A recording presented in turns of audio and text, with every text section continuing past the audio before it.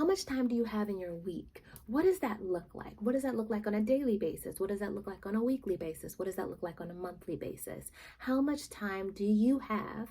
And don't fill yourself with doubt, with guilt, with shame, with comparison. Like, ain't nobody got time for that. Let that go. Let it go, okay? Start where you are right now. Realistically, what do you have available time-wise, energy-wise, effort-wise, resource-wise to get started? Identify those things because that's going to go into your planning schedule. Hello, creatives, and welcome back to the Fully Me channel. My name is Jazelle, and I'm happy that you're here today. On this channel, we talk about all things living fully as a creative woman, as a creative mother, as a creative being. In a response to the outpouring of love and comments that I received on my latest video, the planning is masculine, the playing is feminine, and you need both.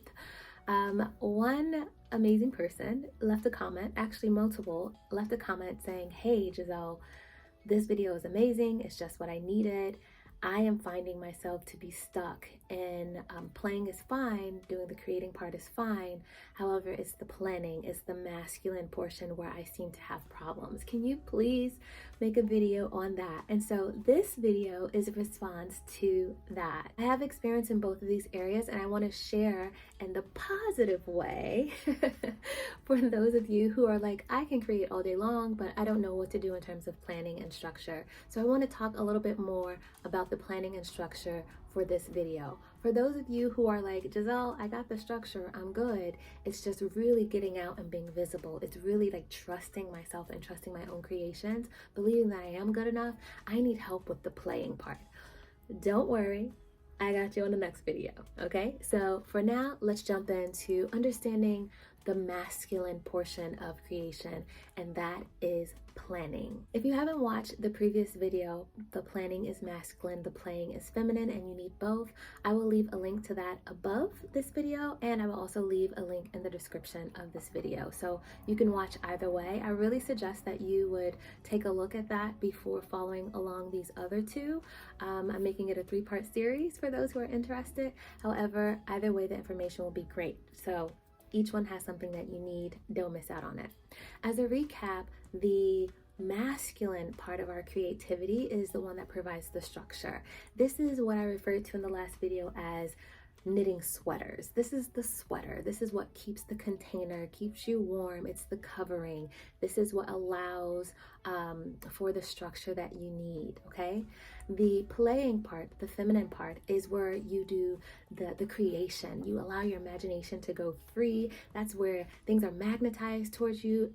Opportunities are magnetized towards you. That's the fun, that's the juicy, that's the amazing, right? That is what I referred to as the body or the naked body in the last video. So you need both. Now let's talk all about planning and get into the meats and potatoes of that. For planning is really about structure. And when you think of structure, just think about something that you need as like a support, right? I like to consider skyscrapers. So I live in a city area. I've grown up city girl. And so I've seen these big buildings all my life. And I love them. So think of skyscrapers. And if you don't live in a metropolis area, then you can Google what a skyscraper is, right? These are really, really huge, tall buildings. I mean, like tall, past some of them go past the clouds, like they get really, really high up there. However, when you think about how are these skyscrapers being able to stand and be supported and suspended in air without crashing down, like how can that happen? And when you look at the architectural structure of them, you'll see that many of them have like these steel beams. Even when you're seeing like construction workers, there's a lot of construction going on, you'll see one of the first things that are put up are these beams. There's these support beams, these steel support beams, and it helps to balance out the weight of the building, the wind that comes from being at those high altitudes, and how to allow the building to sway and not fall over and break, right? So when you think about steel beams, those steel beams are the structure. They are the things that help to keep these skyscrapers standing tall. You can have all the beauty of the windows and the glass and the drawings and how it's going to look. You can have all of of that, but none of that matters if you do not have the structure to keep that building standing tall and standing beautiful for as long as you want and need it to be there. So that is the same thing when we come to our creation and our creative projects, our creative offerings. We need the planning. The planning is the structure. That structure is going to allow for whatever offering you have, whatever modality it may come in, to stand strong and to be as present and visible and beautiful as you want it to be. Before I get any further into it, just know that this video will be kind of like a teaser or a taster, because I could go on and on and on. It's really meant, the information provided can really be placed into a masterclass, honestly, to really go in depth. So if that's something that you're interested in, let me know in the comments below. Just write in the comments, masterclass, please. And then if that is something that I get enough responses on, I'll be sure to go ahead and hook you all up on that. But for this video, and not making it too long, I'm going to hit on some of the hot spots and easy ways that you can get started with your own planning. One of the first things that you can do for those who find planning to be a little bit daunting or difficult or just unsure about where to get started, one of the first things you can do is to ask a couple of questions. And these are clarifying questions so that you know that you're on the right path, you're in the area or arena that you want to be in, and just really what you want to do. So I'm going to ask these questions of you. You can come back to this video, or you can pause this video and write the answers to these questions down, and it's going to help you get started, okay? The first question is, what do you want to do? Super simple, right? I know. However, many people don't have the answer to this question. So when you're considering your creativity and your creative arts, the question that I have for you is, what do you want to do? The second question that I have is, why do you want to do it? So those two questions are really, really major foundational pieces for your planning moving forward. What do you want to do, and why do you want to do it? Knowing what you want to do really helps to get those your imagination going, the dreaming going. It really gets your creative juices flowing, because you know now what it is that you actually want to do, the goal you have of what you want to achieve. Knowing why you want to do it, knowing why you want to do it is so helpful and beneficial, because it helps move you forward. There will maybe times where you have this burst of energy and you're running and you're sprinting, and then you start to get a little tired, right? You start to get a little worn out, where you're like, man, I don't know if I'm seeing the fruit that I want to see right now, even though I started yesterday. I do that too. However, knowing why you want to do something really helps you to move forward. It takes it outside of yourself, places it before you, and then you're able to see, okay, I'm recalibrating. This is why I wanted to do this in the first place. Let's keep going. So it really gives you that motivation and that push and that to keep going forward. When you have those two questions somewhat settled, and it doesn't have to be perfect. Remember, we're just sketching right now. It will grow, it will expand, it may change, but this is a really great starting place for you. Now that you know what it is you want to do and why you want to do it, now we can get a little bit more specific into what is it that you want to create. You know what you want to do, but how will that formulate into an actual thing? Whether it's a product, whether it's a service, whether it's an art piece, what will that specifically look like for you? Question number 4 is, who is it for? Who are you creating this for? We know what you want to do. We know why you want to do it. We know what specific task or creation you want to make. But who are you doing this for? Is it for yourself? Is it to share with an audience? Is it for family members? Is it for your immediate community? Who are you doing this for? Putting a face onto that project really allows for it to expand beyond yourself. And now that we have those 4 or 5 questions, we know what it is that you want to do. We know why it is that you want to do it. We know the specific craft or goal or project that you want to do, and we know who you are creating this for.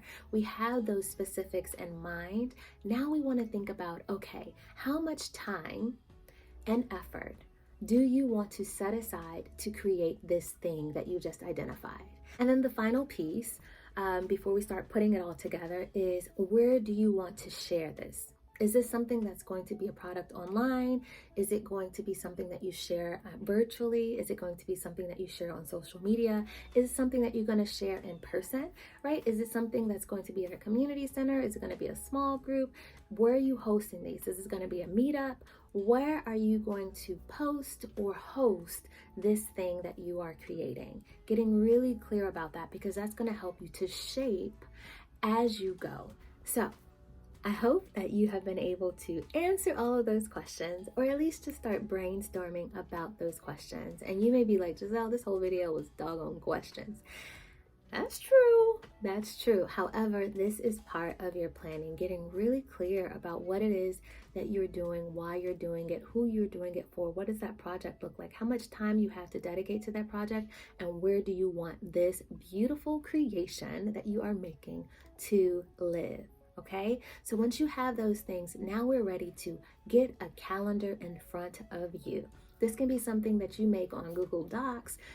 Can be an actual literal calendar. This can be something that you just sketch out by yourself. You can make so many variations of schedules and calendars that are available to you, okay? Even if you're just writing it on a notebook, 5 o'clock, this is what I'm doing.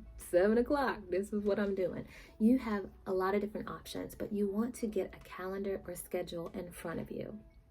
And once you have that in front of you, now we can begin to mark out, do we want to look ahead 1 week at a time?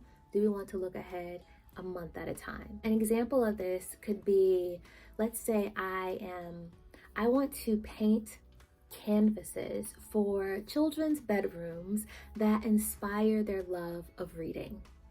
I would like to do this based off of my current schedule. I want to work on this and create complete one piece, one painting per week. And I plan to do this by using 2 hours of my free time on Monday, 2 hours of my free time on Friday, and then I could probably put a good 4 hours. I'll get up a little early and I'll put 4 hours towards my goal of completing this one painting per week on Saturdays. This is going to help me towards my goal of completing one painting per week. And I'm creating these paintings for children bedrooms to inspire the love of literature. So that's an example, right? So what is your example? Remembering your why, your what, who it is for, how much time you have available every week to do it, and where you want this to live. So in terms of where I want this to live, I think I'm going to create maybe like an online platform where I can sell these paintings and I can target families or moms specifically.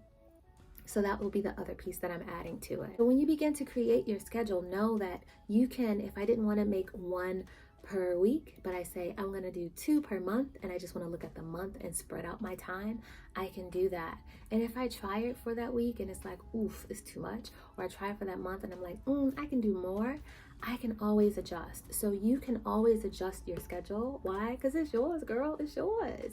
Now with all this talk about creating and schedules and all of that, I want to offer you this current program that I have for my creatives. It's called the Top 5 Essentials for Every Creative. Inside of this are just different ideas to get you started. What I've personally found really, really helpful for myself, whether I'm getting into the groove of creating again, maybe I'm coming out of like just a creative block, or when I just need actual tools and tips and resources to really help me move forward in my creative energies and projects. These 5 essential tips are like gold mines, like for real, like gold mines. So I would like to offer that to you, my fellow creatives. If you're interested, see the link below and get yours. Let's do it. Now back to our schedule and really maximizing our masculine energy and planning. So we've talked about schedules, I've given you an example of what that could look like. And now I just want to add a few extra tips. And the first tip that I want to give is bite down the things that you want to do, put it in bite-sized chunks. We have different seasons in our lives where we have more time in one season, we have less time in another season. So be aware of what's happening for you and be sure to bite. Like if I want to do this whole list of things, well, I'm going to chunk it down into what I can do for this week. Just know that you are doing something and accomplishing something every single week.